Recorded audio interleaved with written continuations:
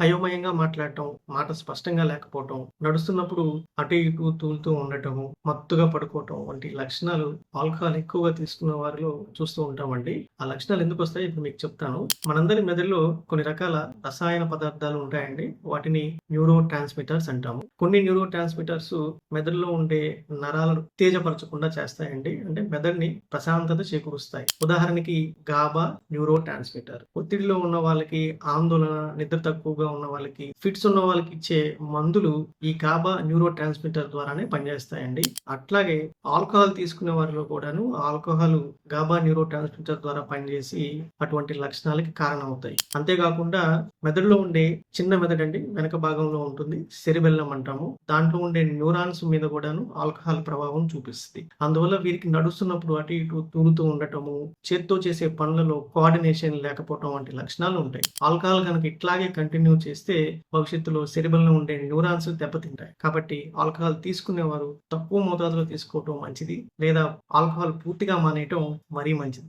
Thanks for watching.